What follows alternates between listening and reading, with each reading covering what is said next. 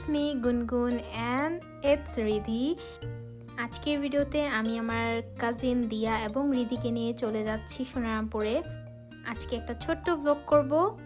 হয়তো বুঝিয়ে গিয়েছো থাম্বনেল দেখে যে কি নিয়ে ব্লগটা আজকে মেইনলি আমাদের বাগানে যতগুলো পোষা প্রাণী আছে সবগুলোকে নিয়ে একটা ছোট্ট ভিডিও করব। By the way his name is Captain. তো চলে যাচ্ছি সোনারামপুরে। আমার সাথে শুধু আমার দুই কাজিন না, সাথে আম্মুকেও নিয়ে গিয়েছিলাম। যদিও আম্মু এগুলো পছন্দ করে না, তাও বলে নিয়ে গিয়েছিলাম। ওয়েদারটা অনেক নাইস ছিল, ইট ওয়াজ এ ওয়ার্ম সানি ওয়েদার। তাই ঠিক করলাম যে আজকের দিনটা আমি একটু ওদের সাথে টাইম স্পেন্ড করব, এবং যেহেতু করবই এটাকে একটা ছোট্ট ব্লগ বানাই। তো এখন আমরা ক্যাপ্টেনকে একটা হারনেস পরাচ্ছিলাম। ক্যাপ্টেনকে মেনলি আমি এনেছিলাম পালার জন্য, বাট আমার বড় বোন এত ম্যাস পছন্দ করে না, যার কারণে আমার কাজিন দিয়া ওর টেক কেয়ার করছে। এখন ওকে হারনেস পরে একটু হাঁটাচ্ছিলাম, আমি একটু ওয়াক করাচ্ছিলাম। নো ডাউট রিধি ক্যাপ্টেনকে অনেক পছন্দ করে। Also he is a very gentle boy. And তারপর চলে আসলো ব্রুনো। ওর নামটা আমি ঠিক করেছি ব্রুনো দিব। আমি দুইটা নাম ঠিক করেছিলাম, ব্রুনো অ্যান্ড লিও, বাট লিওটা একটু কমন হয়ে যায়, তাই আমি ওর নামটা ব্রুনো রাখলাম। আজকে বেসিকলি ওকে শাওয়ার করানো হবে, অ্যান্ড ওর জন্য আমি কয়েকটা হারনেস নিয়ে এসেছি অ্যান্ড বেল্ট নিয়ে এসেছি। ওগুলো ওকে পরে ট্রাই করব যে ওকে কেমন লাগে বা কেমন ফিট হয় হারনেস এবং বেল্টগুলো। এখানে ব্রুনো হচ্ছে ক্যাপ্টেনকে দেখে একটু বেশি উত্তেজিত হয়ে গিয়েছিল, as dogs doesn't like cats, but I think they will look so good as friends. যেহেতু একজন পিওর ব্ল্যাক এবং একজন পিওর হোয়াইট, কম্বিনেশনটা খুবই সুন্দর লাগবে। And here Bruno clearly doesn't want to shower, cause কুকুর এবং বিড়ালরা পানি খুব একটা পছন্দ করে না। I don't know why, but mostly এরকম হয়ে থাকে যে কুকুর বা বিড়াল ওরা শাওয়ার নিতে চায় না। বাট আজকে যেহেতু ওকে আমরা কয়েকটা সুন্দর সুন্দর হারনেস পরাবো, তাই ওর শাওয়ার নেওয়াটা মাস্ট। ও শাওয়ার নিতে নিতে চলে আসছে আরেকজন। গত বছর রোজার টাইমে ঝড়ে এই পাখিটা গাছ থেকে পড়ে গিয়েছিল একদম বাচ্চা থাকতে। তখন ওকে আমার বাবা নিয়ে এসেছিল, তখন থেকে ও আমাদের এখানে আছে। Now he is a full grown adult. এর মধ্যে ব্রুনো অন্য আরেকটা কুকুরকে দেখে আবার হাইপার হয়ে গিয়েছে।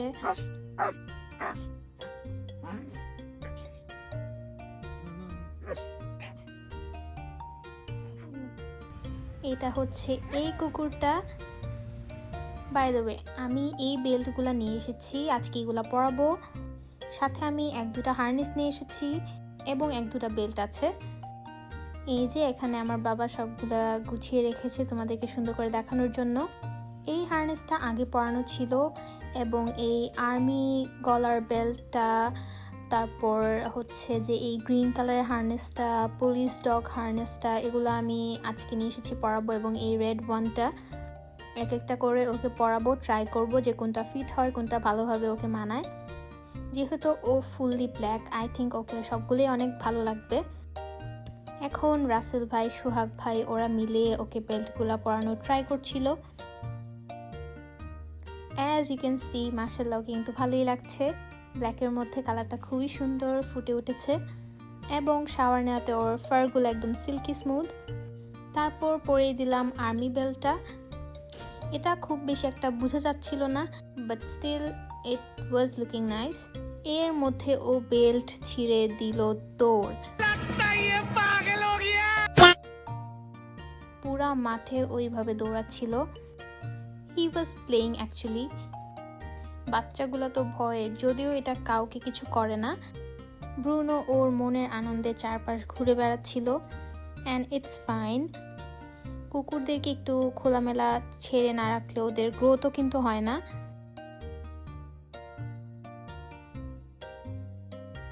তারপর ফাইনালি ও হাঁটাহাঁটি করে চলে আসলো, ওকে ধরে আবার বেল্ট পরানো হলো। আই থিঙ্ক এতক্ষণ পর্যন্ত ভিডিওটা দেখে ইউ গাইস ক্যান আন্ডারস্ট্যান্ড যে ওর কত পরিমাণে স্ট্রেংথ আছে।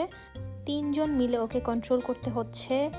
He is not full grown adult, but still he has a lot of strength in his body. তো এখন ওকে আরেকটা হারনেস পরানো হলো। এই হারনেসটা ওকে খুব মানাচ্ছিল, একটু আর্মি ভাইবস দিচ্ছিল, রাইট?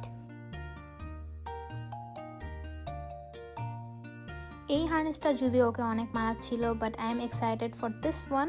এটা হচ্ছে পুলিশ ডগের একটা harness. As you can see, ওর একদম ব্ল্যাক ফারের উপর পুলিশ ডগ লেখাটা কিন্তু অনেক ফুটছে। আমার কাছে এটা পার্সোনালি অনেক ভালো লেগেছে। এখন ওকে আমি একটু ওয়াক করাবো। আমার ব্রুনোর সাথে টাইম স্পেন্ড করতে পার্সোনালি অনেক ভালো লাগে। লাকিলি ও অন্যদের সাথে যেরকম হাইপার হয়ে যায়, আমার সাথে ওরকম হাইপার হয় না। এর মধ্যে look what happened. We thought বাজ পাখিটা রশি ছিঁড়ে উড়ে গিয়েছে সামহাও কোথাও, কিন্তু না, ও হচ্ছে কি আমাদের বাগানের আশেপাশেই বসেছিল। বাই দ্য ওয়ে, ও কিন্তু একা না, ওর সাথে আরও দুইটা ভাই বোন আছে। ওরা আমাদের ফার্মের ভিতরে আর গেলাম না, ওটা নেক্সট কোনো ব্লগে ফুললি দেখাবো তোমাদেরকে। অনেকক্ষণ হয়ে গেল ক্যাপ্টেনকে দেখলাম না। ক্যাপ্টেন কিন্তু তার মতো এদিক দিয়ে হেঁটে বেড়াচ্ছে, ঘুরে বেড়াচ্ছে। ওকে কিন্তু হার্নেসটা ভালোই মানিয়েছে। এই দিকে ব্রুনোকে নিয়ে বাবা একটু টাইম স্পেন্ড করছিল। অ্যাজ ইউ ক্যান সি, ও কিন্তু সবার সাথে হাইপার থাকে না, জাস্ট কিছু কিছু মানুষের সাথে ও হাইপার হয়ে যায়। I don't know why, maybe it's a natural instincts. তারপর চলে আসলো আমাদের বাগানের আরেকটি সদস্য, Rani. Rani is a female horse. It's been almost 2-3 years since we got her. As you can see, এখানে রানীও আজকে দড়ি ছিঁড়ে ফেলেছে। আমি ভেবেছিলাম যে দড়ি ছিঁড়ো ও এখানেই হাঁটাহাঁটি করবে, বাট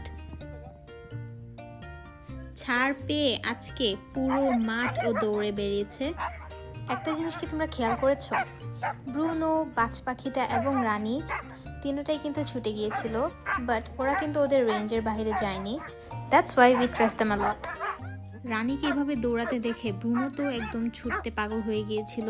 লাগছিল ও বলছে যে আমাকেও ছেড়ে দাও, আমিও দৌড়ে বেড়াবো, কিন্তু ওকে ছাড়া যেত না। ওকে যদি ছাড়তাম তাহলে ও রানীকে ডিস্টার্ব করতো। Personally, in reality, I never saw a horse running freely in an open field. তো আমার এটা দেখতে বেশ ভালোই লাগছিল। এরই মধ্যে ক্যাপ্টেন তো একদম দিয়ার কুলে ঘুমিয়ে যাচ্ছিল।